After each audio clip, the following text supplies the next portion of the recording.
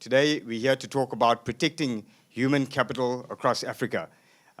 Your staff are your most important asset.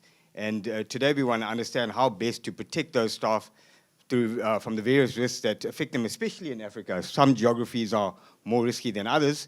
And today, we want to understand how best to prevent, mitigate, and ensure those risks. I'd like to thank the collaboration from the Australian Chamber of Commerce, the Chinese Business Chamber, our SA HICOM, Dr. Manzini, and the French Chamber and American Chamber for your support today. I think a couple of the guys are still running a bit late, so we're just going to kick off, but because we've got a lot to cover today. But you'll get more of the guys joining as we begin. Thank you also to the media for your support, and thank you to the big five speakers. It's no offense to anybody's weight, but we're talking about the big five wildlife of Africa that we're all here to come and see and experience. Okay, so the panel for today is each speaker will speak for 10 minutes. Thereafter, we'll get to about 10 o'clock. We'll break for Q&A for about 30 minutes till about 10:30, and then we'll be around. The coffee area will be up here at 10:30. We had a bit of overbooking today, so they moved our coffee downstairs. So we had a fantastic new space to enjoy our coffee downstairs, but I think people did a few laps up and down the stairs, coming up and down to the room, so you burnt off all the calories from your extra croissant, so you can have more after the event. Okay, so Cyclone Freddy tried to stop us, but he couldn't. Thank you to African Risk Transfer and JW Segan for sponsoring our event today.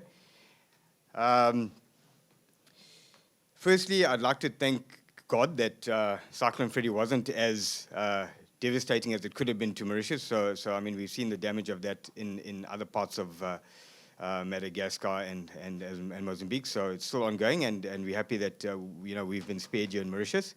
We have lots more to celebrate. We're also celebrating the joint venture of African Risk Transfer and JW Segan to provide a more holistic service to all its clients. And also we're celebrating my good friend Pete Nicholson, who's been appointed as the Managing Director of African Risk Transfer in Mauritius. So congratulations, Pete.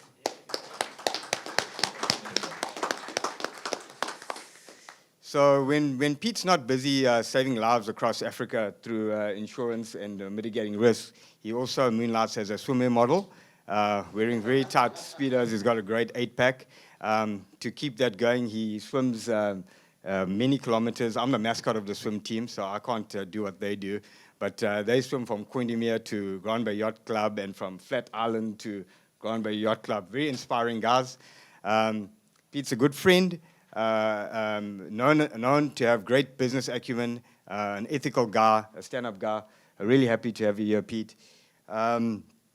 So without much further ado, can I hand over to Pete to please share a bit about what African Risk Transfer is about, to introduce the speakers and the topic. Cheers, Pete. Thanks, Bilal, for the entertaining introduction. Welcome to all the chamber members and valued guests. It's great to have you with us today. Thanks for taking time out of your busy schedules to be with us. As a quick introduction, African Risk Transfer is a Pan-African focused commercial insurance brokerage. We're part of the First Equity Group, which is a 30-year-old business with the focus on Africa. Our group company comprises retail brokers, reinsurance brokers, and an underwriting management company with direct facilities into the Lloyd's of London.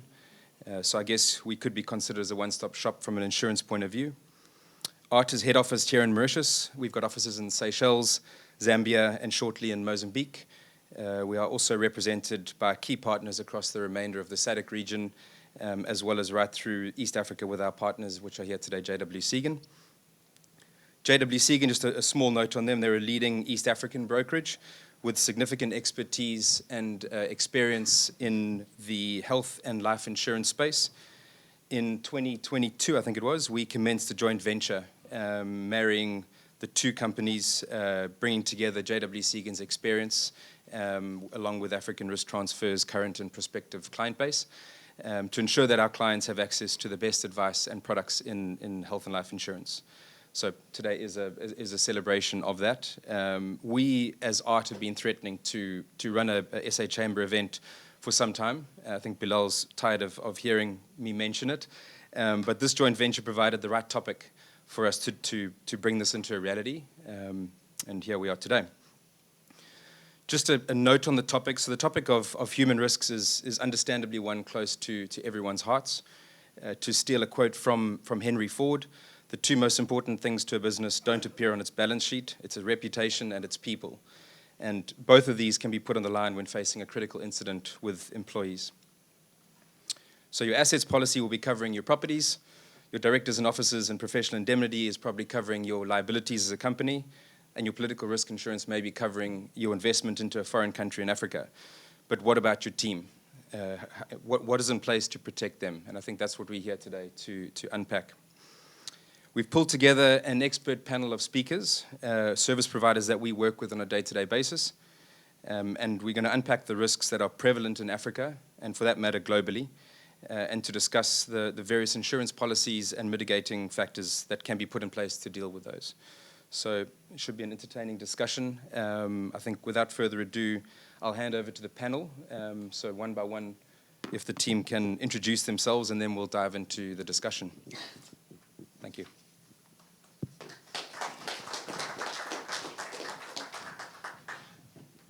Good morning, and thank you for the invite to be a part of this panel and this discussion, especially for something so important.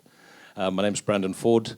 I'm a security manager, crisis management team member, and Kidnap, Ransom, and Extortion response consultant for a company called SPS.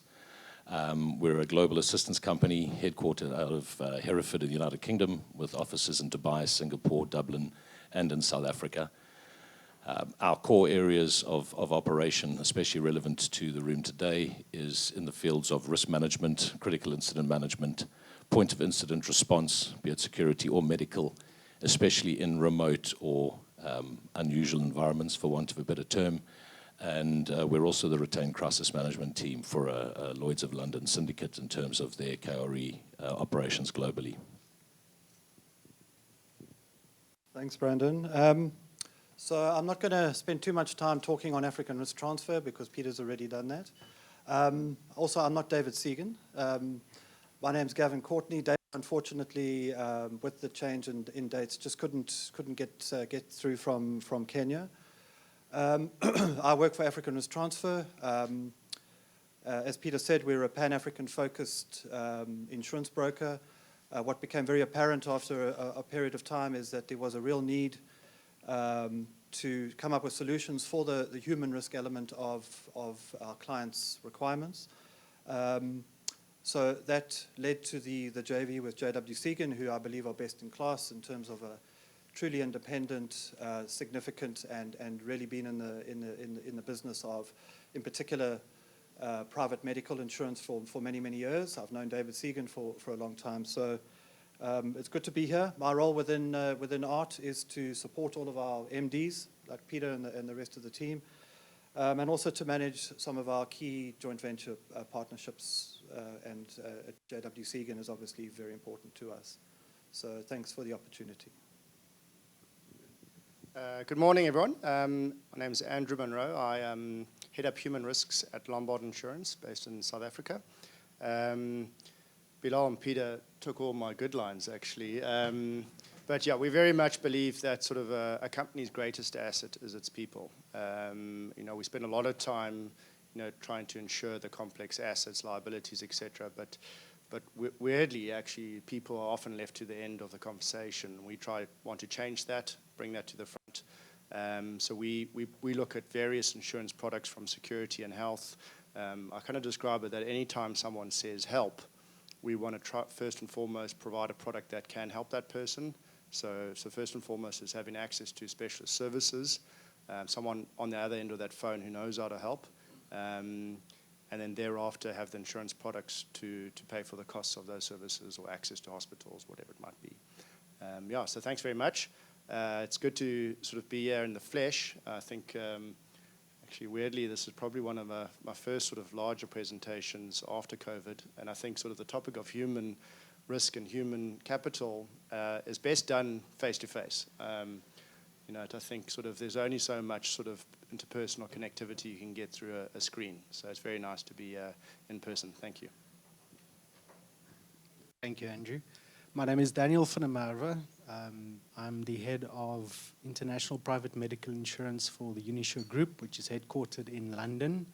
We have offices in, obviously, the UK, in South Africa, here in Mauritius, where I'm based, in Kenya, in DRC, in Zambia, in Nigeria, in the US, in Kuala Lumpur, and a few other places as well. We have members in 108 countries, 37 of which are on the African continent. It's lovely to be here with everyone this morning. As Unisure Group, we work very closely with partners, and one of our partners, or two of our partners, obviously ART and JW Segan. They're great supporters of ours, and in kindness, we also support them in as much as we can, which is why I'm here this morning to talk to you about what international medical insurance entails and what insurance from a medical perspective entails in general. I've been in this industry for 26 years. 15 of that has been spent across most of the African continent. So I'm happy to take some questions later. If anyone wants to have further discussions about what cover in general would entail, I'd be happy to share some insights on that as well. Thank you very much. Thank you. Morning, everybody. Nice to see so many friendly faces. My name is Richard Robinson. I work for a company called International Assurance. So we're a Mauritian-regulated life insurance company. So the rest of the gentlemen are going to be talking to you about possible risks. I'm going to talk to you about certain risks. You're all going to die, unfortunately.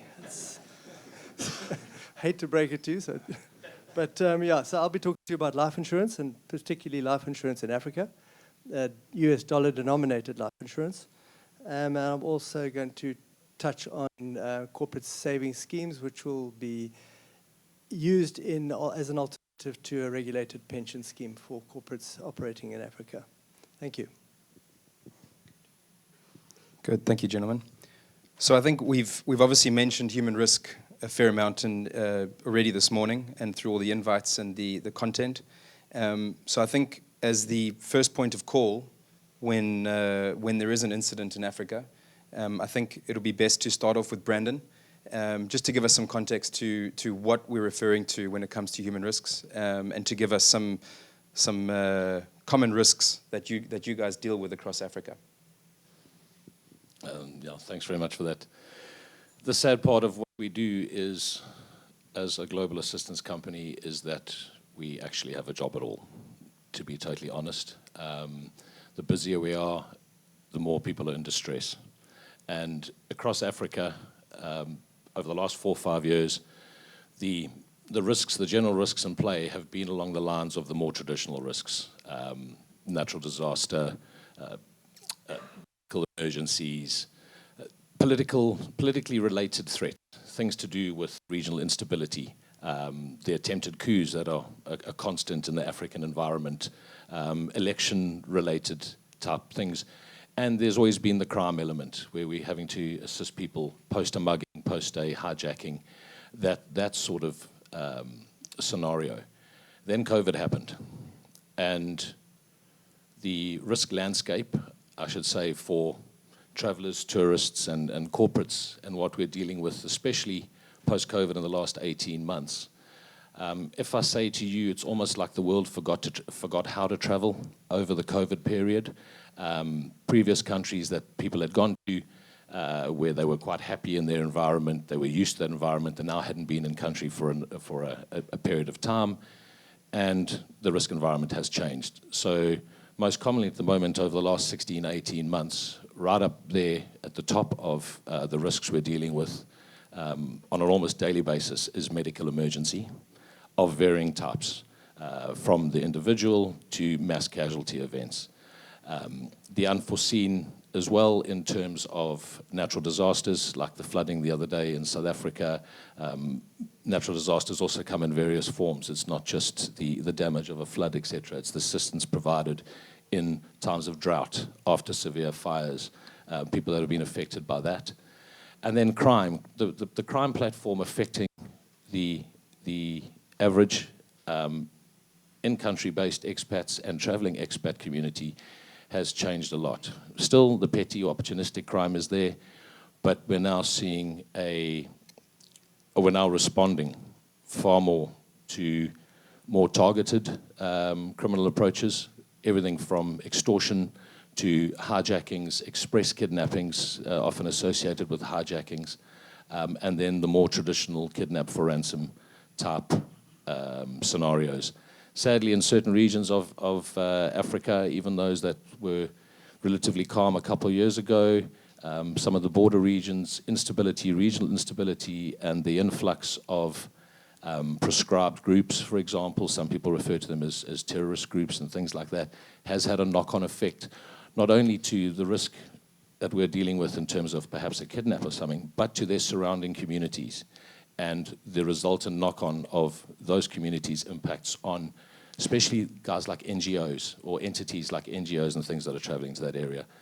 So those are the main risks that we're dealing with on almost a daily basis. But I would honestly say emergency medical in all its forms is, at times we're running 2-3 cases a day at the moment, and those are usually in remote environments as well. Thanks, Brandon. So a broad set of risks to focus on.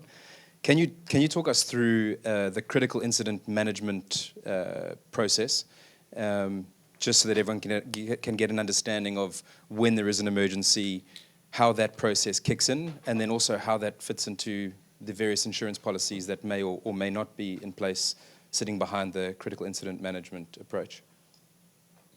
Okay, perfect. It's if we break down critical incident management into its most simplest form, it's the actions taken to prevent, reduce, mitigate, or transfer the impact or the negative impact of any form of event on an individual or an organization.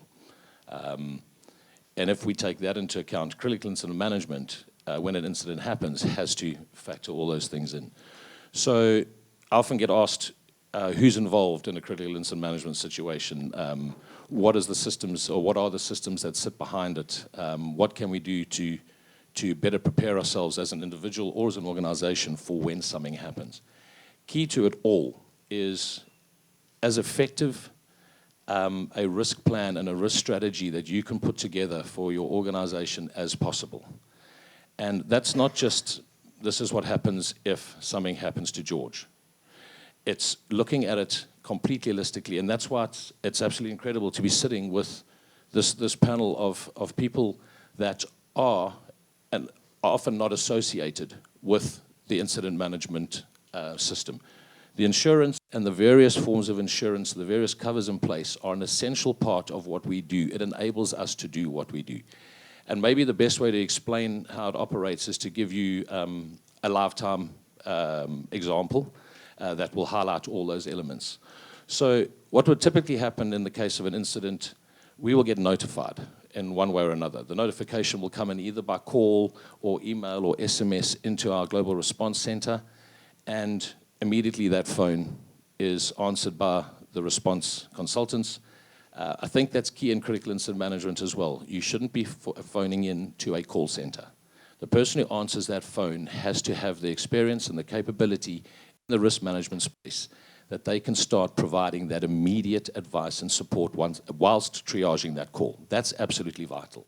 So what would happen, the call would come into it could be someone's ops center or global response center. That call is answered. This is where technology is so important as well, an integrated technology. If, for example, Bilal phoned and we now always pushed a panic button, and that's triggered as to where he is, and now the calls come in and we're talking to him, we don't know what the situation is yet. So on our screens and on our tech, we instantly, once we know his location, that is mapped and marked, and every available resource and capability we have in that greater area that could be required for the resolution of his incident. We haven't got to the bottom of what it is yet, but that's already highlighted on our RC screens. And as the call triages more and we understand more about what the incident is, and we're not talking a long time yet, we're talking within a minute and a half, we start dropping off those elements that are irrelevant until by the time that first call is finished, our ops team have already given a picture of what's required through to the rest of the ops team. That's where technology is so important. What is then happening simultaneously is our ops management team and the response team start spinning up available and required or relevant third-party resources. That is absolutely key as well. That the network of approved and vetted providers, be it in the insurer space or in the critical incident management space, is absolutely key. And it can't be the case of having one provider because you need resilience and you need reliability in your, and redundancy in your operations. If I'm using a helicopter provider out of South Sudan, that's a very good example at the moment. We do a lot of work in that area for NGOs and things. It is very difficult to get airframes in there. But we've had to make sure that we have redundancy because if ABC Airline can't fly in on that day because the aircraft is not available, I can't say to the people on the ground, this doesn't work. So a properly vetted and regularly vetted third-party network of providers is absolutely key.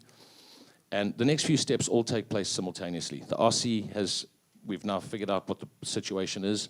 We immediately start developing an incident action plan. Part of that is finding out what relevant insurances are in place, what covers we have to assist us in what we do, the relevant limits and all of those things. That all plays a role in the development of the incident action plan for resolution of that incident. At the same time, in the background, we are reaching out to the individual insurers to start activating and querying anything else about the situation at hand, whilst the front operating team, for want of a better term, are dealing with the situation on the ground. In the background as well, stakeholder communication channels of all sorts get set up with perhaps the owners or the senior management of the company. They will not be part, as much as they might want to be, they will not be part of the direct communication channel to the incident on the ground, because that's the busy one.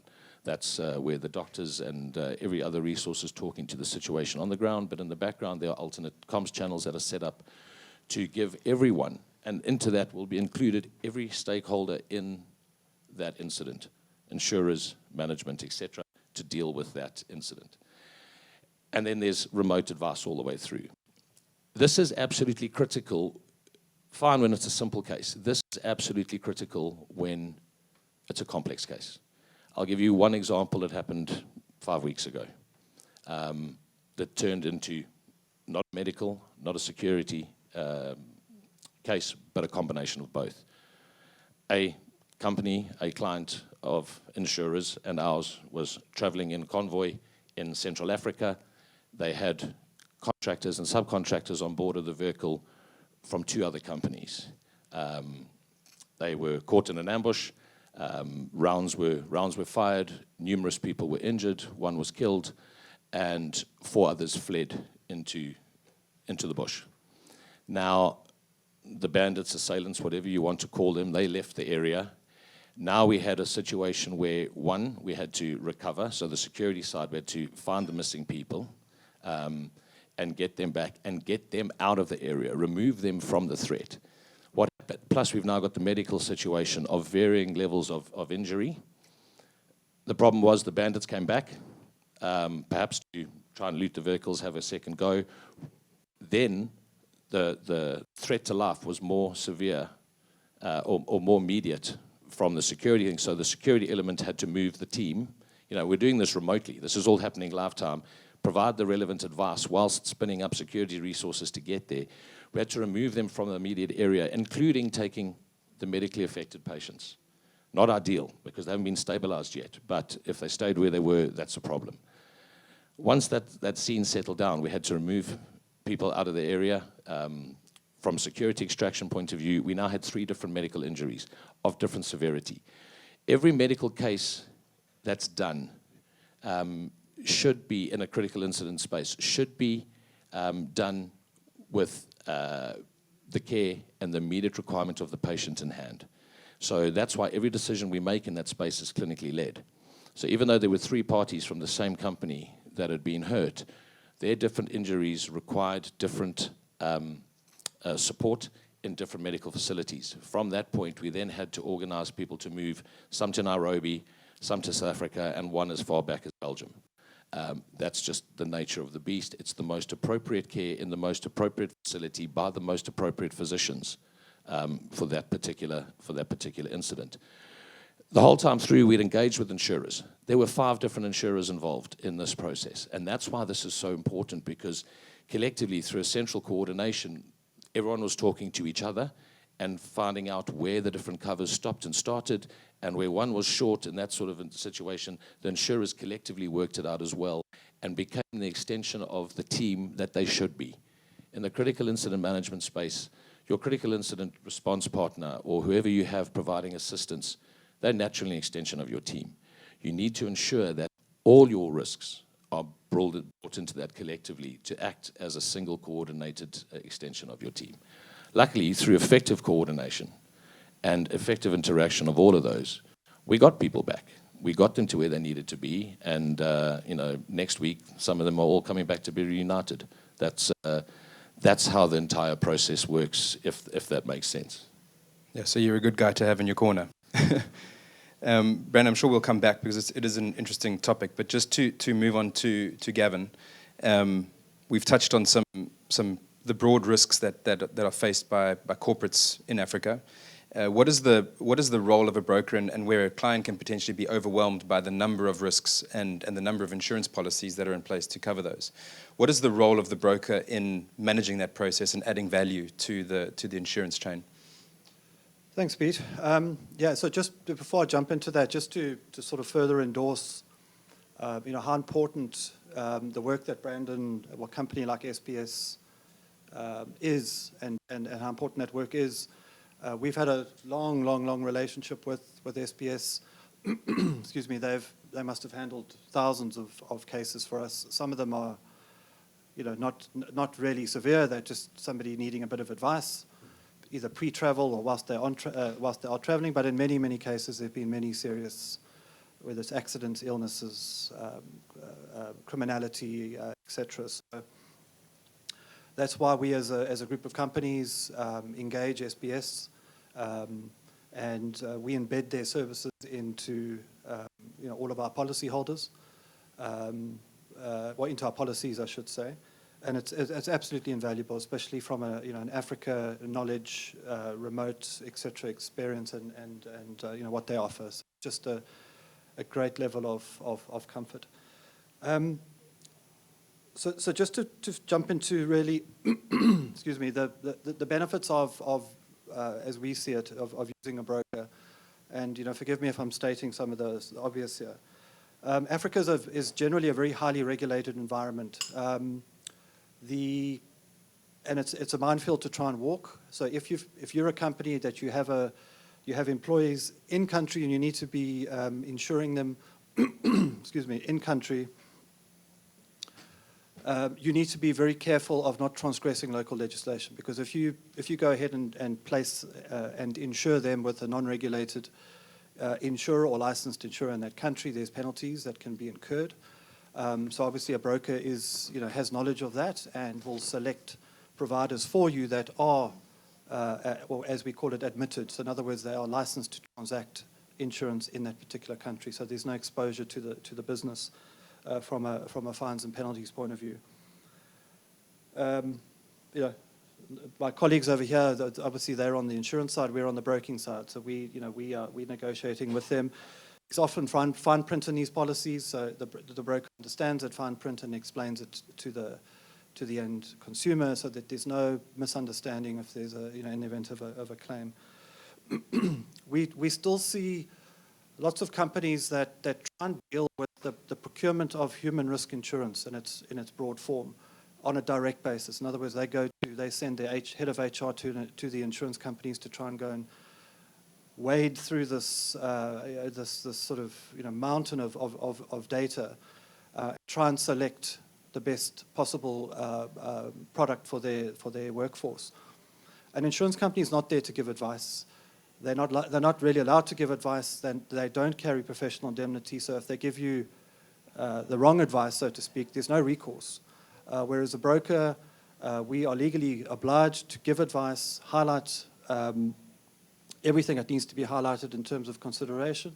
And of course, we carry professional indemnity insurance. So if there is recourse, something goes wrong, and it was the brokers not being completely thorough in terms of explaining the product, there's at least recourse. Because what we're seeing, and it also removes a lot of liability from the board, because the board of a company could mandate the HR manager to go into the insurance market directly and go and try and find cover. They put cover in place. There's an event where a staff member is not properly insured. There's real exposure to that board, whereas if a broker's involved, that liability is passed on to the broker to make sure that they're doing their jobs properly. Then relationships. So, we as specialists in this area are very selective about the insurance companies that we work with. We build relationships with them. As an example, if I have a portfolio of clients with Unisure and there's a problem on a claim that's maybe 50-50, I have the ability to pick up a phone and speak to Daniel or one of the other executives and try and reach an agreement on that. If you're a company dealing direct with a big medical insurer in this instance, you're just a number. You don't have that access. So the brokers, because of the relationship, because of the volume of business that they could be supporting a particular company with, we have that ability to step into that. And then also market knowledge. I mean, there's insurance and there's insurance. There's company. We always look at it. It's not always about being the cheapest. It's an insurer's attitude towards paying claims and the ability to pay claims. You can go out there and get really cheap coverage, but at the end of the day, is it really what it says it's going to be? Then just moving onto the role, and again, forgive me if I'm stating sort of the obvious here. So the key broker role, right from the beginning of the process, is to sit down with the potential client, the company, normally head of HR, normally finance, run through and do a very detailed needs analysis. So understand what the company does, where they are operating, in what jurisdictions, in other words, what sort of budget do they have allocated to human risk. What is the company policy in terms of deployment contracts? What is the company obliged to be providing? Get an understanding of the employees, their dependents. Are there any of the employees that may have specific, for example, medical requirements that need to be factored in and included as part of that policy? So it's taking away all of that data, packaging that data, and then based on the extensive time spent with the company and understanding their needs, selecting at least 3 potential providers, putting it out into the market, and then obviously negotiating those terms when they come back. If we feel that terms and conditions needed to be improved, changed, pricing, etc. In particular, and sorry, Daniel, in particular in the private medical space, it can really be overwhelming because there's just so many different options or plans, as they're called. So, once all of that information starts coming back, the broker's other key role is then to sit and summarize that, do a side-by-side comparison, highlighting pros and cons, which really just will empower the head of HR or the board to really make a decision and understanding what's been presented to them because it's been summarized. Once the relevant solutions have been, or options have been selected, there's an implementation phase. So it's often sitting with the key management teams, sitting with the individual staff members if need be, explaining what the healthcare plan is or what their KNR insurance policy is or what their life insurance policy is all about. Because it's, by the very nature of what it is very emotive, especially for the employees. So there's often lots of questions that come up during that implementation phase and making sure everyone gets their cards and knows how to claim and everything else that goes. Otherwise, it becomes a huge drain on the HR team. Obviously, making sure the coverage is in place, being there to answer ongoing queries as they may come up in the year, and then importantly, getting involved on the claim side. Really, there's not too many, but if there are, making sure that there's best possible outcome for the employees and the rest of the team. Good, thanks, Gav. Andrew, we touched on, Brandon touched on Kidnap and Ransom and Extortion no doubt a term or something which strikes fear into everyone's hearts, and a space that you guys operate in every day. I think there's been a misconception that Kidnap and Ransom and Extortion, as you put it yesterday, is a product for high net worth individuals and high profile families only. How has the risk profile in the Kidnap and Ransom space changed in Africa over the past few years? Yeah, thanks, Pete. Yeah. So if we use acronyms, guys, just apologies. KNR is sort of Kidnap and Ransom. We were asked yesterday, we were chatting about acronyms, and it's a very insurance thing to do, I'm afraid. Yes, the KNR kind of space has developed quite significantly, probably over let's say, the last 15 to 20 years in Africa. Originated sort of South American families, sort of where the product would say was born probably 40 years ago. It's developed from that. Africa has seen over the last sort of number of years sort of different waves of sort of kidnap risk. Nigeria sort of came to the fore quite early on. It sort of developed out of the oil in the Niger Delta area. Initially, the tactic was actually to kidnap employees of the oil companies to disrupt the operations. They didn't want it there. They then found that actually that the companies were willing to pay quite a bit of money for these employees. And so it turned it on its head into, this can make us some good money. And that sort of sparked or fueled the fire in Nigeria around kidnapping. And I would say they've not yet got it under control at all. Has always sort of been in the top 5 countries in the world affected by kidnapping. So Nigeria historically was the focus. There were other countries in Africa with a significant risk, but none that had that much business going on. So people still traveling to Nigeria to do business, yet there were kidnappings occurring. Other countries, Mali, for example, very, very high risk, but not as much business activity happening. What we've seen, I mean, globally, companies are looking cross-border to develop their business, so are going into more challenging locations. What we've seen is sort of a developing sort of, say, waves. So just an example, a number of countries, so Nigeria obviously has been on the list for a long time. Mozambique, sort of a number of years ago, started developing, it's a kidnapping, what looked like a kidnapping syndicate that was operating there. This is separate to the sort of the political issues happening in the north. This is more localized in Maputo.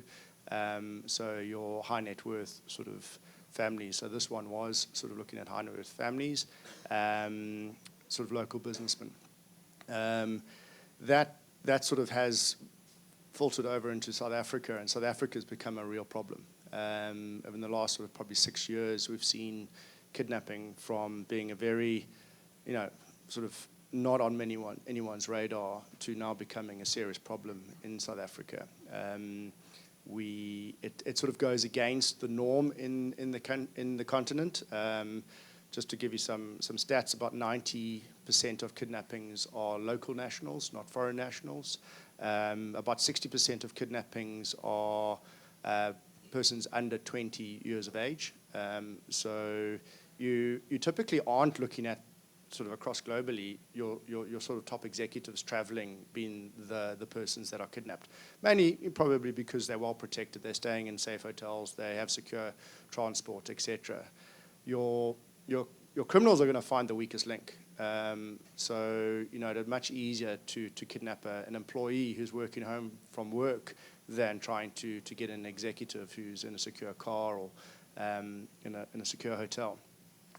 Yet it's still a human life to that organization, and sort of they will extort that.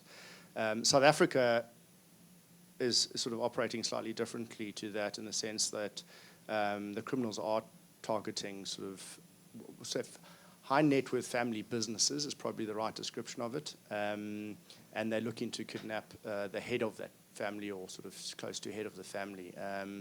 So we've seen a real spike in that, typically targeted at sort of South Asian sort of kind of families, high cash generating businesses.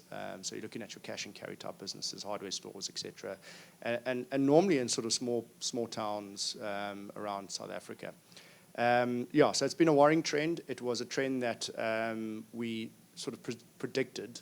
Essentially, South Africa, large sort of criminal syndicates operating kind of, they have very little fear of the authorities. Wealth is definitely present in the country. So it's sort of the right mixture of circumstances for kidnapping to become a real crime. And we've seen that come forward now. The concern is that sort of what happens now is that you see copycat gangs. So, someone who's been stealing a car for the last 10 years realizes that the person inside the car is a lot more valuable. And so we are seeing sort of a breakaway from what we had seen as sort of the typical kidnapping. Now, similar kidnappings, but you can clearly see that this has been sort of perpetrated by a different organization. It's dangerous at that stage. They're not as familiar. They're not as professional. They're doing it for the first time or sort of first few times. So, yeah, it's something of real concern. Outside of South Africa, we're still seeing issues, obviously, in Mozambique. Kidnapping further north linked to the sort of insurgency is a problem. We also, I think, a perception that people don't realize is that I think it's over 90% of kidnappings are criminal. It's financially related. It's not going to be your political or religious ideological groups. Those do exist, but by and large, this is a transaction. The criminals are taking effectively a commodity, and they're going to find the buyer, and they will negotiate until they get that price. It's not in their interest to kill victims. There's very little money is going to be paid for a dead body, so they know that actually keeping the person alive is their meal ticket. So it's been. I think like we can all see Africa, it's a sort of a country or continent with huge sort of extremes and different markets and stuff. So we see quite a varied approach to kidnapping. We, in terms of an insurer, try to provide products that provide the spectrum. So we'll cover from sort of your CEO over to all employees and even the family of employees. So if a child of an employee is kidnapped, the policy can respond. Again, the kidnappers are going to go for a weak point. They're not going to go for the kind of the most logical. It's. I don't think it's a crime that's going to be disappearing anytime soon. It's existed for many, many decades, and I think will continue. So I think from an African perspective and the development, I still think that we'll see sort of hotspots developing as sort of the political instability kind of ebbs and flows in Africa. So I'd assume that the first line of defense in this respect is always going to be education and security measures and understanding the risk area that you're going into. What is a company buying when it buys a kidnap and ransom policy from the likes of yourselves? What is actually being covered, just so we get a better understanding of the security? No, for sure. I actually had to write this one down because kidnap and ransom is probably the wrong name. It should be called kidnap, virtual kidnap, extortion, product extortion, malicious detention, hijack, disappearance, hostage crisis, and political evacuation. So the product has really broadened over the years. Really, it's more a security insurance product than pure kidnap. I'd say that still is a primary sort of trigger under the policy, but all of those would be events triggered by the policy. So what you're buying actually is a product of two halves. Sort of the one half can't exist without the other. The primary sort of point in the product is access to specialists. So Brandon and team or other response consultants. That's you're getting ability to call someone in a crisis where the person on the other end has dealt with something like this before numerous of times. They've got the data to back up their strategies. Within minutes of knowing that this is sort of either a missing person or a kidnapping, you're able to speak to a team of specialists who know what to do. And I think that is so valuable. Looking post sort of a lot of incidents, that is almost the primary sort of point that the client has made, is that they had someone to talk to who knows what's going on. If you can imagine trying to deal with the kidnapping of a family member or employee without any access to someone who can guide you through that process. So the response consultants are covered by the policy on an unlimited basis. So yeah, and we pretty much will get sort of feedback every now and then.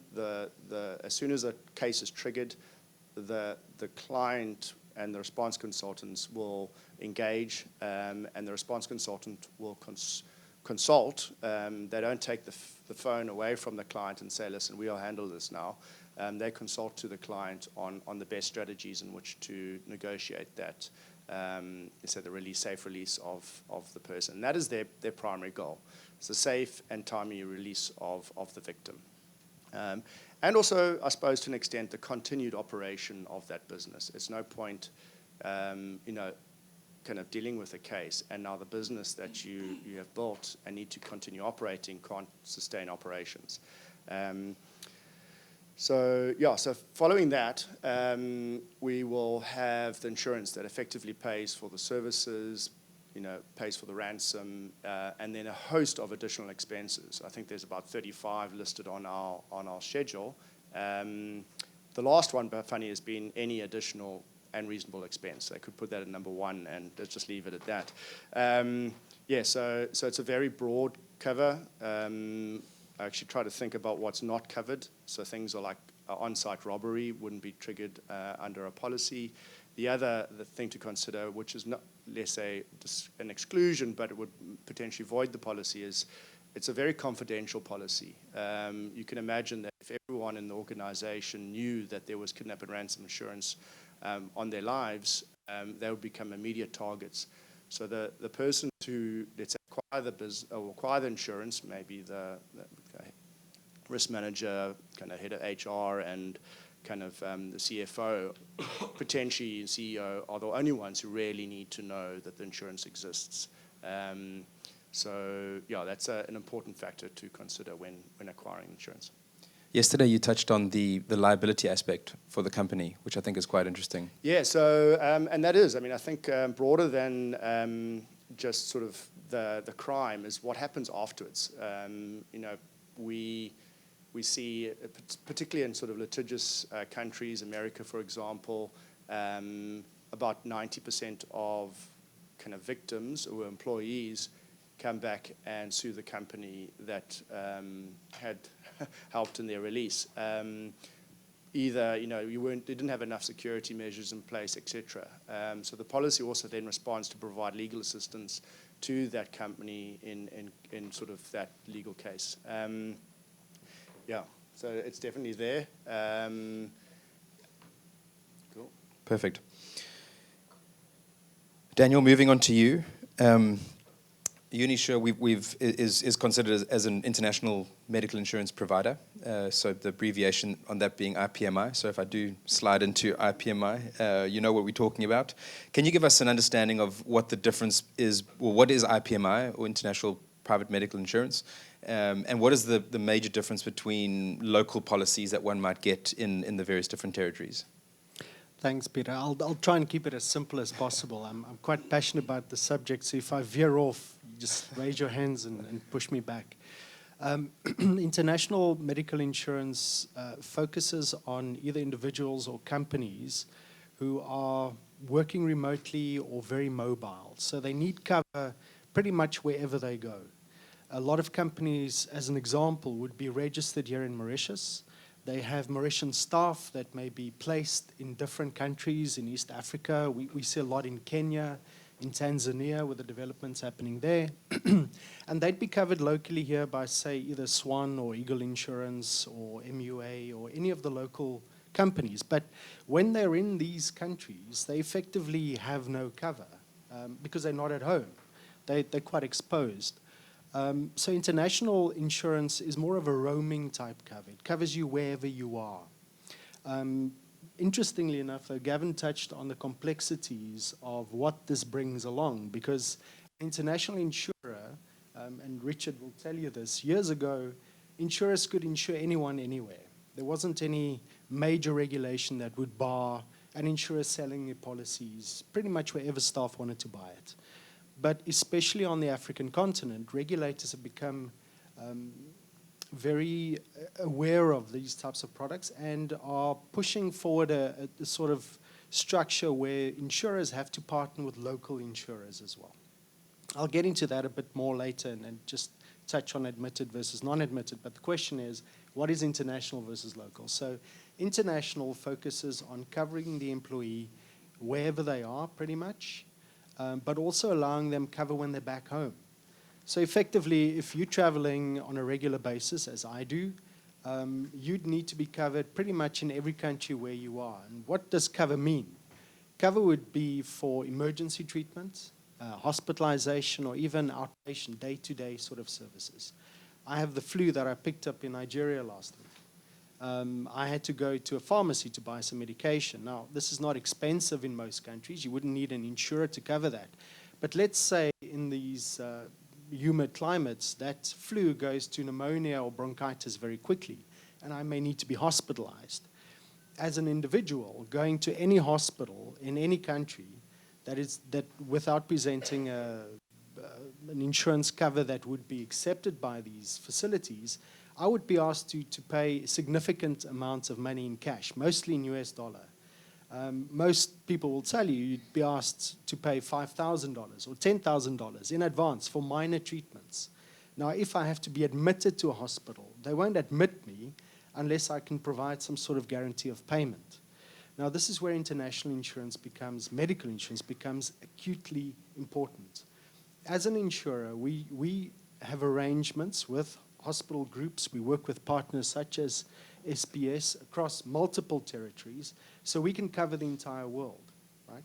Wherever an employee goes or a person goes, that have access to care, and we can direct them to a facility that would accept our cover. We would then issue a guarantee of payment to that hospital, and there's no charge to the employee or the person who's then admitted. Now, further to that, in a lot of countries, especially on the African continent, the medical facilities are not of such a nature that you want to be there, or, you know, truth be told, you most likely won't survive in some of these facilities. So you then need to be evacuated from that country. Now, an evacuation will cost you anything from $100,000 up to about $1 million, depending on where you are and what needs to be done. Very few, if any, have that sort of money available to pay, even as a company, to evacuate someone, and then go through the structure of trying to find an assistance partner who can access, who can help you with that evacuation. So as an insurer, our responsibility is not only to provide the cover, and as you also pointed out, Gavin, cover seems very daunting, especially medical cover, because you'll receive a brochure of sorts that splits up a whole bunch of benefits for you. And most of the time, we don't take the time to read through this, to even understand what it is that we're taking. So we're relying on our broker to tell us, look, this is a good cover for what you need, but also this insurer is a reputable partner. They can actually provide the service that is necessary to give you that access. All right? So that's an international insurer, an insurer who can cover you pretty much wherever you are, both locally, right? So for treatment in the country where you're finding yourselves, and if you go back home. A local insurance cover would be for anyone who's residing specifically in a country. I've mentioned the local insurers here in Mauritius as an example. They would have a regional element, so you'd be covered for certain treatments in close proximity to where you are. We find this a lot in East Africa, for instance, where you'd be taking out the cover in Kenya, and you'd be covering Tanzania or Uganda or Rwanda, right? But that's limited to those areas. And even those insurers don't necessarily have relationships with the hospitals in those countries to ensure that you can just go anywhere and access treatment. So it's quite limited. Local cover means it's limited to where you are based, whereas international would be referring to more roaming kind of cover, if I can call it that. Roaming, however, is not necessarily travel cover, because that's also different to IPMI. IPMI is a longer term cover, which means that you can take it out for a year and then renew year on year after that, whereas travel is taken when you travel. All right? So IPMI providers facilitate the entire process. They would arrange the hospitalization, they would arrange the transfers if a person needs to be moved by ambulance from one facility to another, or they'll evacuate you out of that country. With travel cover, it's more focused on sort of paying for the treatment you need to receive and claiming it back from the insurer.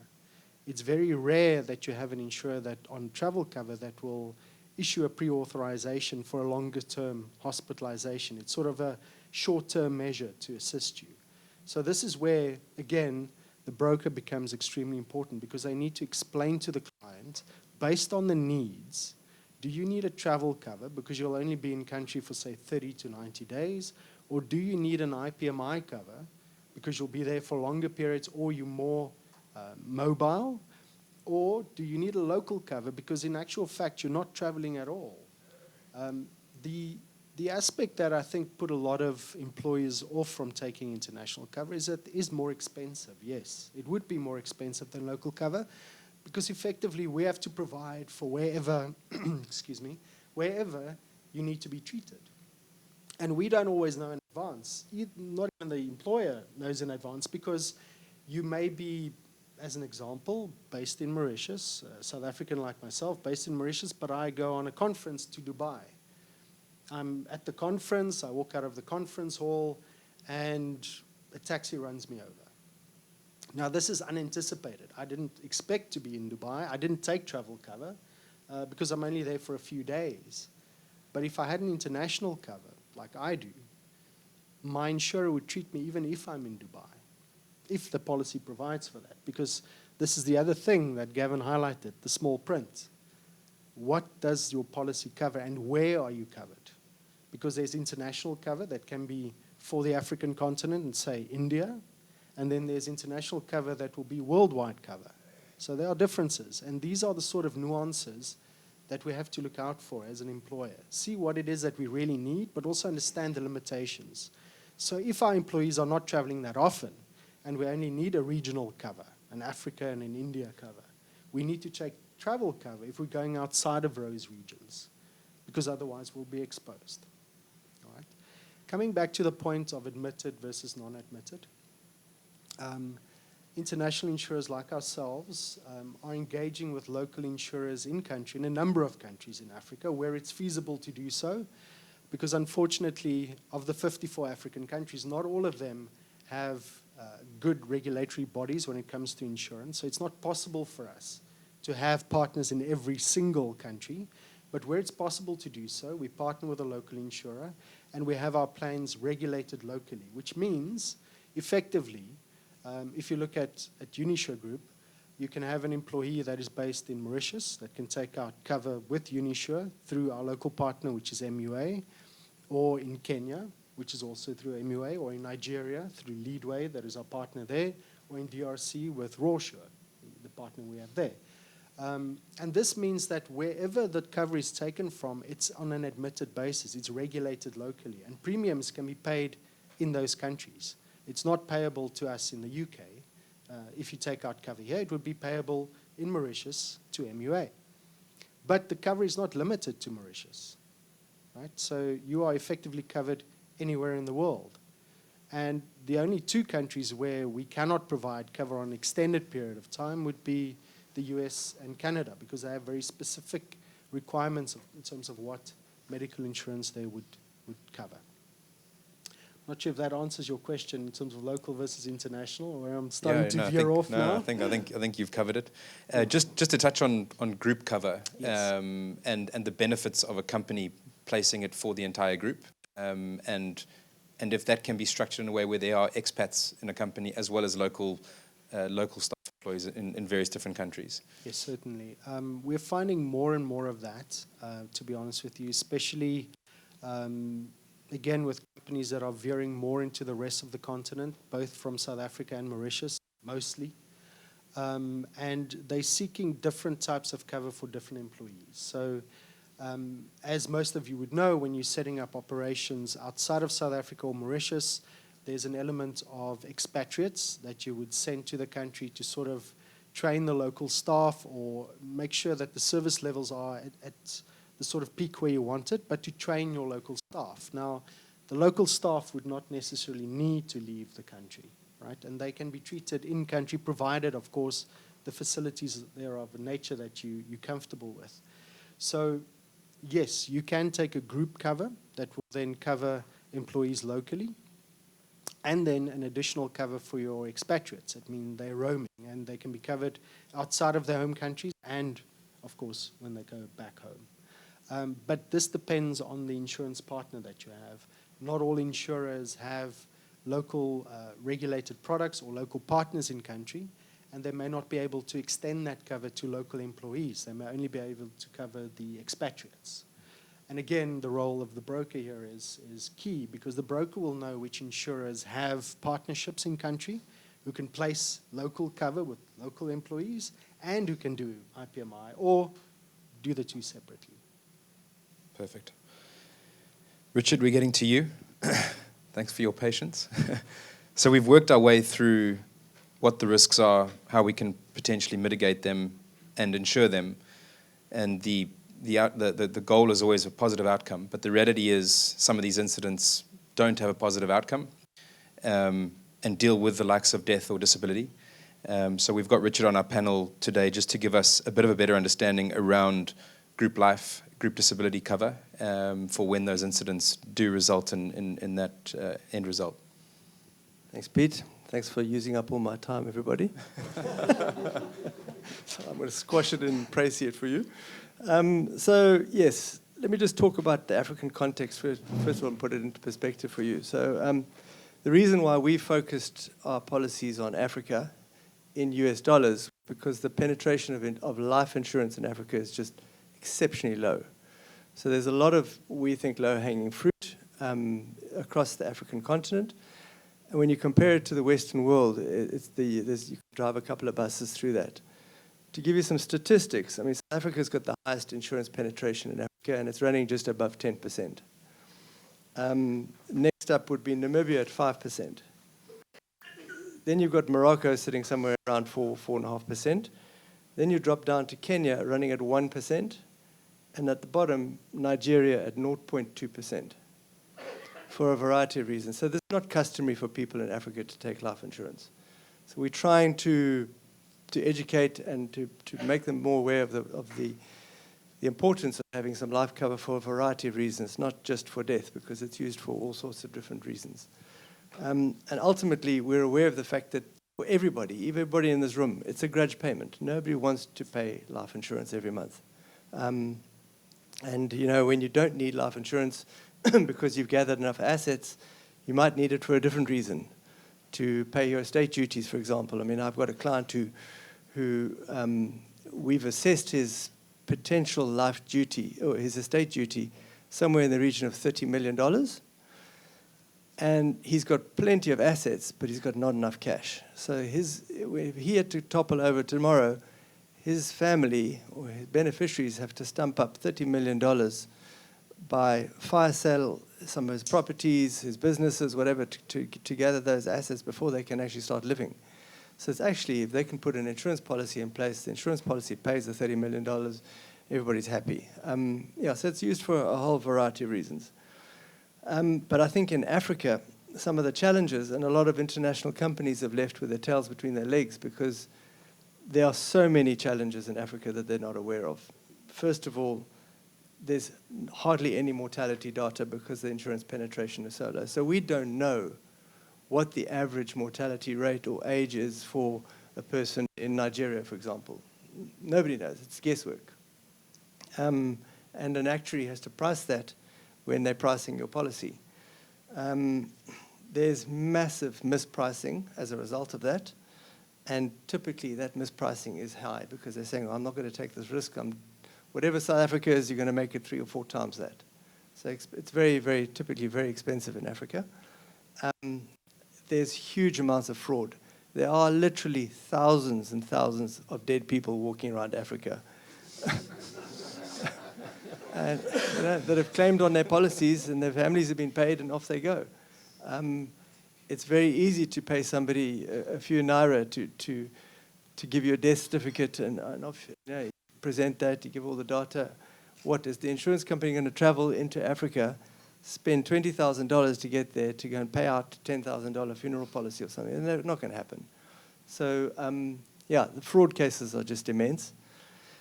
So you tread lightly, and that's why a lot of life companies just say it's not worth it. I mean, America has got an insurance penetration of 52%. The UK is sitting around 36%. So yeah, that's where we'll never get there, but we pitch our sort of focus on the higher end of the market because it's a US dollar denominated policy. That's another reason that's another attraction, because the African currencies are just devaluing as you sit. They've probably gone down 10% today, some of these countries, especially Nigeria. It's bizarre. So at least if you're buying a hard currency policy, you can be certain you're going to get some value at the end of the day. Broadly speaking, typically insurance policies, they would split them into two very broad categories. You've got your accidental deaths, and you've got death from natural causes. A lot of companies looking for the cheaper end would take out accidental deaths, so that would be death at occupation whilst they're driving to work or at work, an accident, then a company would pay, or the policy would pay out. And then you've got all causes, which encompasses both of them, and the person dies, they get paid. So in a lot of African countries, in fact, most of them, there's a compulsory insurance which the government imposes called workman's compensation. So a lot of them, they pay that workman's compensation. They say, that's my responsibility to my employees. I'm not going to buy anything more. But a lot of them, the senior executives, especially the expats coming in there, they don't want a policy that pays out in Naira or Kwacha or whatever the currency is that they're operating in. So they're from the UK or from the States, and they want a policy that's going to give them real money, tangible money for their families who are not, if the main breadwinner dies in Nigeria, the first thing they're going to do is get on a plane and go home. So yeah, they want to get something which has some substance.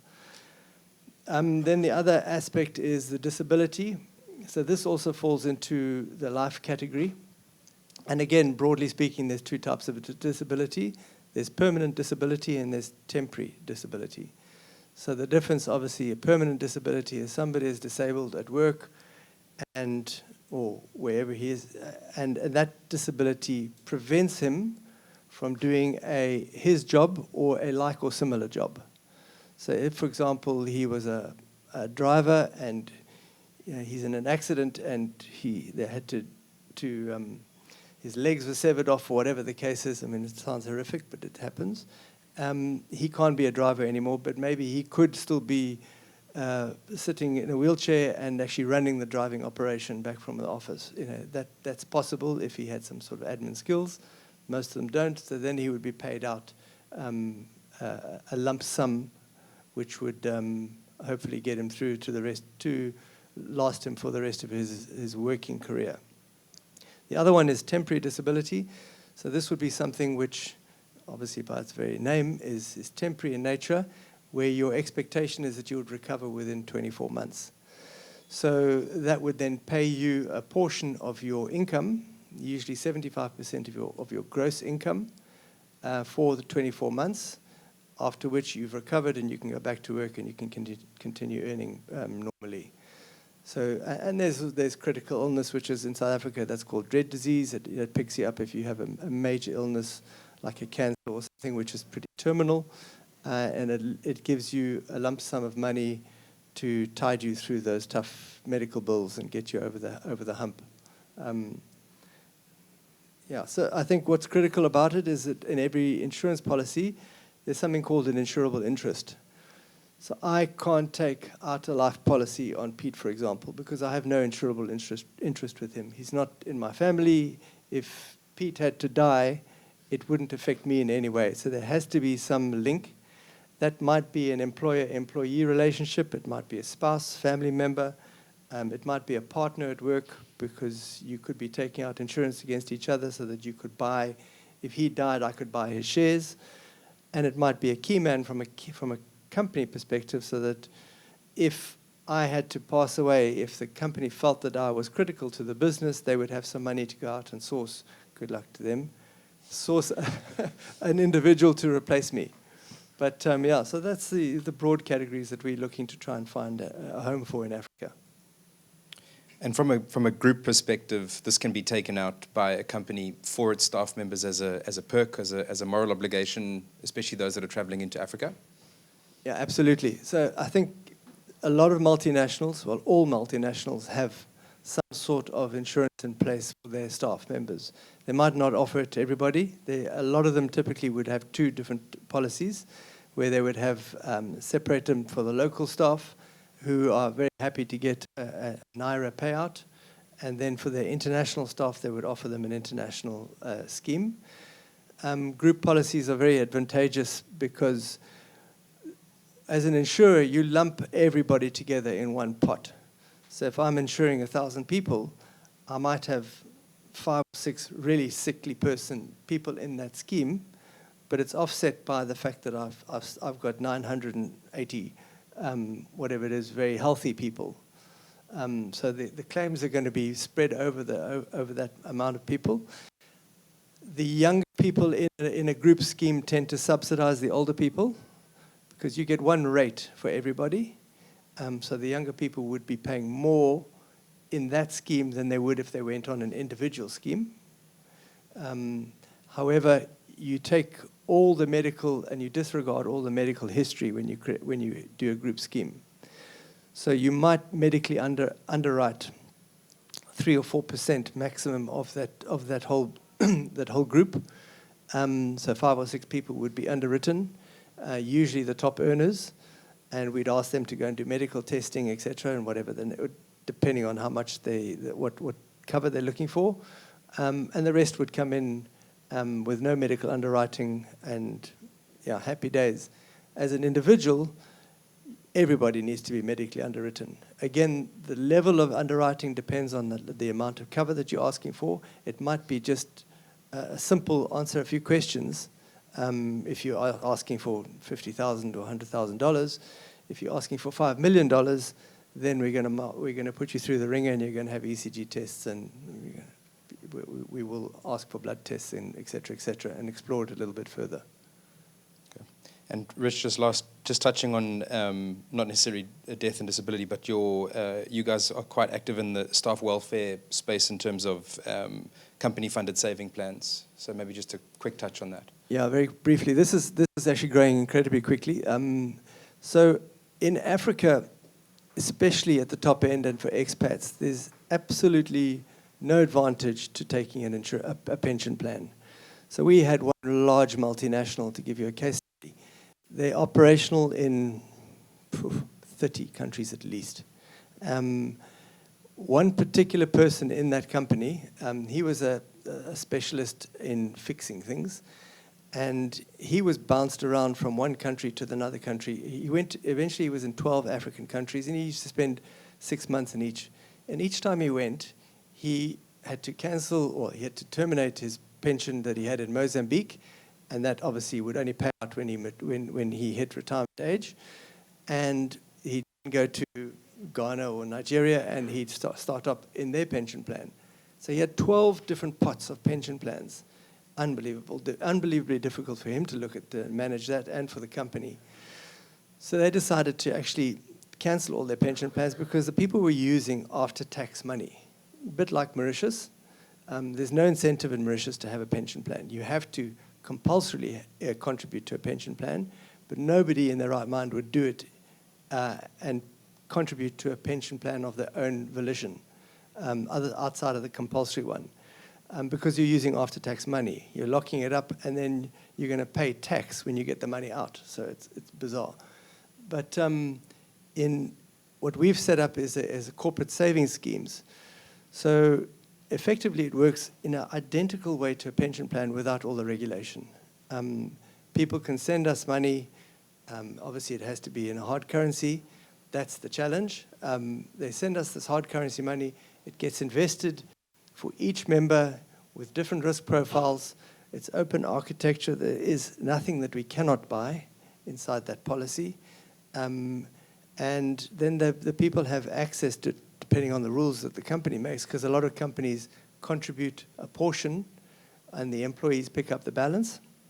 So they can impose some sort of rules on it in terms of extraction, withdrawals. But theoretically, that money is available to each member without any cost to draw it when they need it. They don't have to wait for retirement. And and it's without tax from Mauritian perspective, depending on where they're going to get it and where they're going to receive it, which could be any country in the world. We can pay that to them there. So that's starting to gain a lot of traction in Africa. So maybe a starting question from me. Andrew, you mentioned the new acronym for kidnapping and ransom. What's the long word? So what are you going to call? It's most of the alphabet. So I mean, I think you'll hear a few names. KRE is actually probably a more modern version, in the sense of be kidnap and extortion meaning sort of a whole host of sort of that extortive crime. So, ITEA. Yeah. I mean, actually, one of the things that sort of is probably the key additional peril is your political evacuation. As we see sort of, operating in a territory now, suddenly there's a coup or something going on, you need to get your employees out quickly. Now what?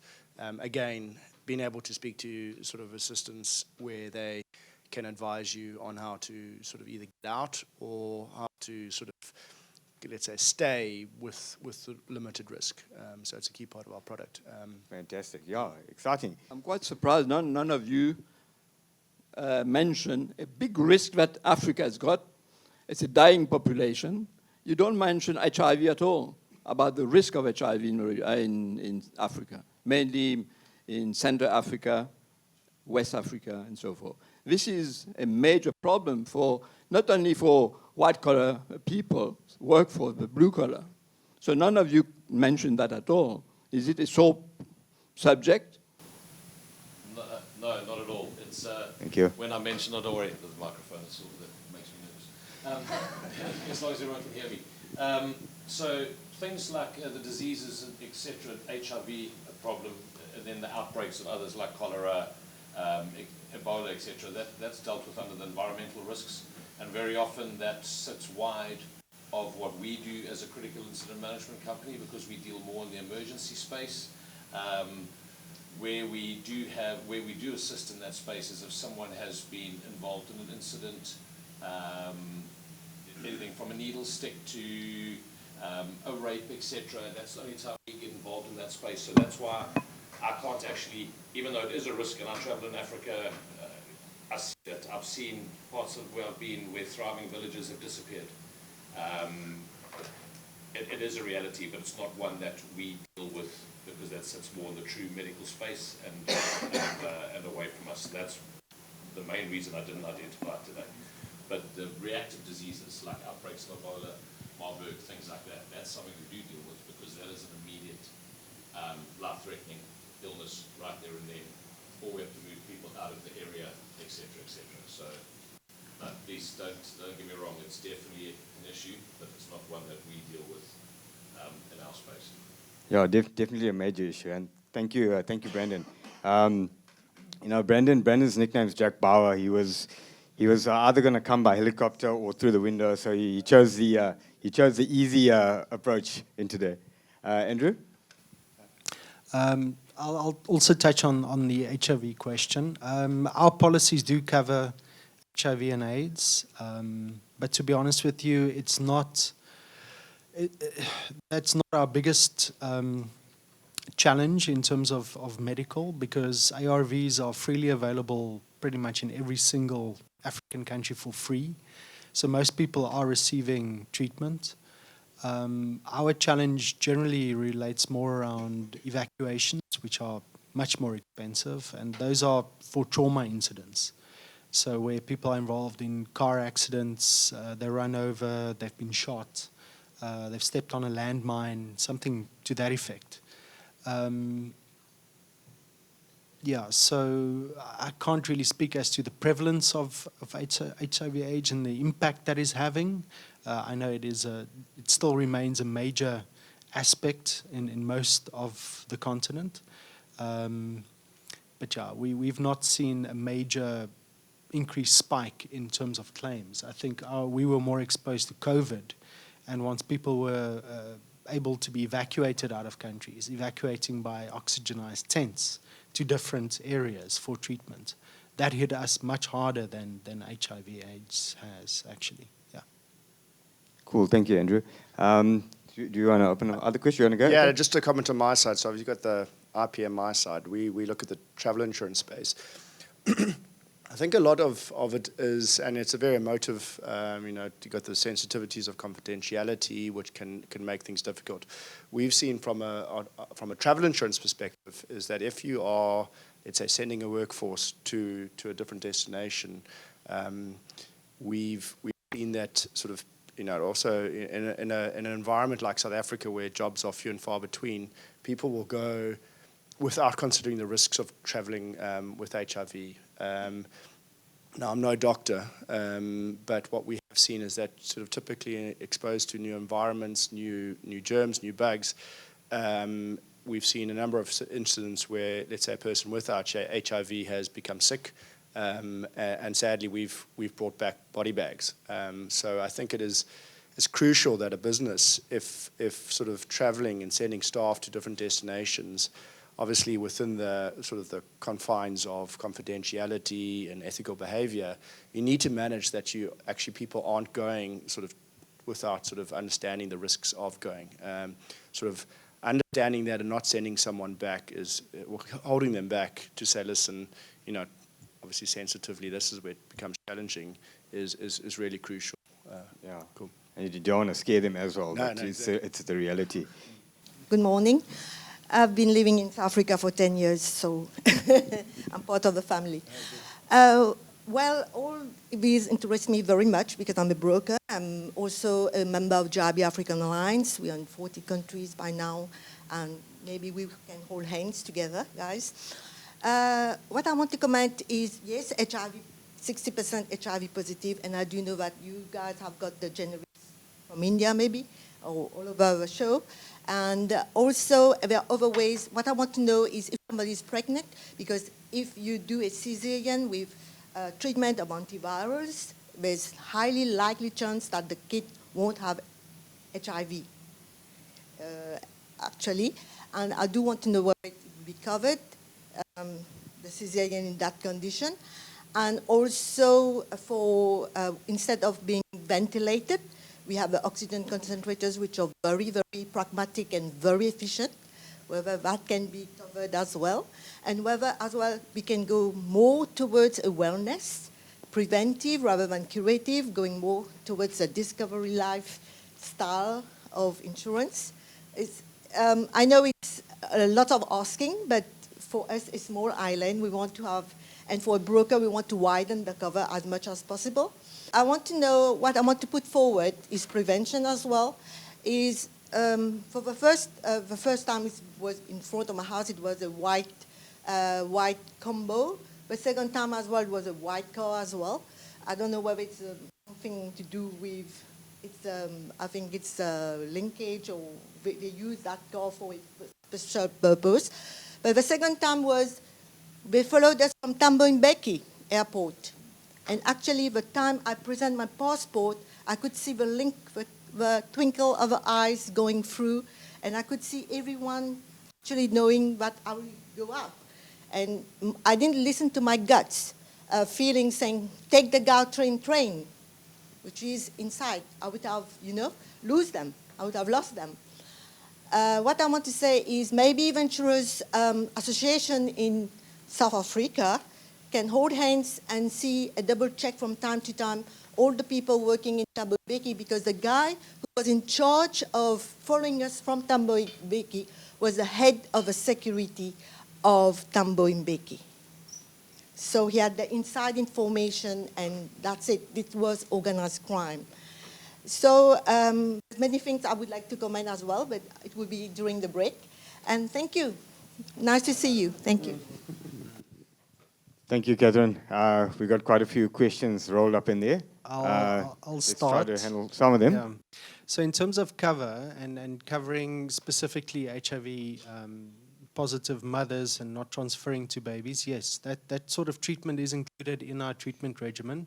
Our plans are already available in Mauritius, just to be clear. It's not, we're not bringing it here. We already have members in Mauritius, as an example. So again, international cover is more, how can I put it? The benefits are much greater than what most local insurers would cover, because there's a premium that you pay for that. As with any luxury item, you pay more, but you get much more. Whereas with most local covers, the idea is to keep the premiums low, but obviously then also have to cut the benefits to make those premiums lower. And they would exclude preventative treatment. Our plans do include wellness benefits, so you know it's quite a common thing for international insurers to provide, which includes screening, it includes healthy lifestyle and the like, to promote healthier lifestyles where it's possible to do so. Having a vitality product, as you know from South Africa, the Discovery model there, is not necessarily feasible everywhere in Africa. You know, it would be high net worth individuals that can afford healthy food. Most people buy from the markets. Very few people have the money to pay for gym memberships, as an example. Even though there are gyms, it's mostly people that are of a high income that would be interested in that. And so for local employees, there's very little interest in having sort of add-on benefits. They want the very basic things and preventative care more than anything else. Whereas your higher net worth individuals, yes, they would be interested in healthy living, healthy lifestyle, going to the gym regularly, and the like, the sort of things that you're speaking about. In terms of carjackings, that's not really my area of expertise. So, hand over to Brandon. Yeah. Cool. Something, don't worry. As long as everyone can hear me. Something to think about, especially in airports, is it's something we deal with regularly. Ghana at this moment in time, over the last 4 months, has become a massive issue for expats, either transitioning into or out of the country. Just the simplest thing, when you fly in anywhere, there's organized crime, there's corruption. We know that across the globe. It's not only a South Africa thing, it's not only an Africa thing, it's all over the place. But it's the manner in which you hold yourself. Trust me on this, it's the manner in which you move through when you're first being seen. From the time you're in customs, when the time you're approaching, immigration, from the time you're approaching that window, make sure you're not fumbling for anything. Make sure that you are not looking uncertain, like, where did I put my passport, or have I got my papers? By the time you walk in that hall, and that's the first time people from the outside are seeing you, arriving at that destination, make sure your things are in order. It's here in your hand, your head up, you're awake, you're alert, and it might be the first time you've ever arrived in that airport. You walk out the other side, someone is going to meet you. You haven't got a clue where you're going. You can see it in every airport, every train station. Someone, as they walk through, you've just collected your luggage and they're doing this. As you're walking to those doors that open while you've got your luggage, pick a point outside. Doesn't matter what it is, it could be a spot on a wall. And walk straight there with purpose. You're out the door and you're gone. Whether it's another 50, 60 meters on, immediately those who are scanning, because all they're looking for is opportunity at that first scan. There's a person moving with purpose, their attention flows back like this. You get to the wall, you turn around, now you can pretend to be on a call and, where the hell am I going? Okay, down there. That sort of simple behavior stops that sort of thing as well. So there, they've potentially seen an opportunity, and they've just taken it to fruition. They've just followed as far down the chain as they can go. And try and deflect them at the start. And I ask all of you, especially when you're traveling in Africa, you automatically stand out. We are not part of the local environment, even if we're a long-term expat having lived in that environment. And you always, always, always have to be aware of that. I'll give you a personal example. 9 weeks I was in Nigeria, and I do what I do. 9 weeks I was hyper alert, doing unusual things in unusual parts of Nigeria. I went back to the hotel in Abuja. This is 9 weeks in, and I made one simple mistake, and at 3 o'clock in the morning I was fighting for my life while 4 guys came through the door. They had waited 9 weeks to get into my room on the 14th floor of a 5-star hotel because I slipped up once. and let that persona drop, if that makes sense. Sure. What was a mistake? What was, if you can share? Just, I didn't pay attention to my surroundings once we did. Often we do that. Sorry, Andrew, can you pass you the mic because I need it for the recording? Sorry. Yeah, I mean, the mistake was I failed to maintain that situational awareness. We're not saying walk around in bulletproof vests and mow your lawn wearing a bulletproof vest. It's just called being situationally aware. And we are naturally more situationally aware when we go into another country, trusting your gut. We feel out of place. We are not part of that local environment. Trust your instincts. And don't let your guard down. Don't get that lazy. That's what I did, and it was interesting. Sure. Wow. Yeah, so don't come through the passport control with your map out. Okay, guys, we're at 10:30. I think we can squeeze in one more question. And then if I can just ask the speakers to stay back and the chamber presidents for the pictures. Thanks, Amit. Thank you. Good morning, everyone. I'm an economist, and I work for the Global Transformation Foundation, and we are designing a new model of economic development for Africa. So one of the questions I have for Richard here, you see, as an economist, we see that the health market is an imperfect market. We don't have the right flow of information. So one of the challenges that we find is to price insurance products. You talked about the penetration rate in South Africa, which is about 10%. In Kenya, it's about 1%.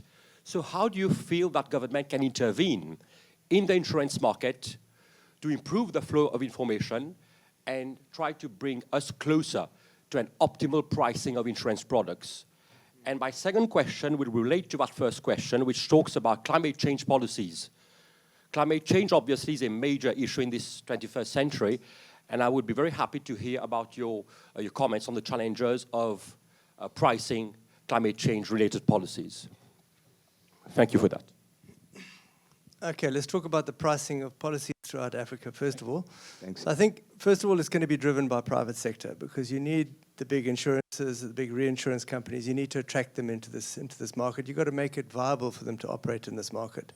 And at the moment, the regulations across Africa are just so disparate from country to country. If we had a single regulatory body that oversaw everything, it would make it a hang of a lot easier for people to operate cross-border. I mean, I know they're talking about this African passport, but if we could have an African passport for insurance, that would massively make a big difference, because the reinsurance companies then could come in here.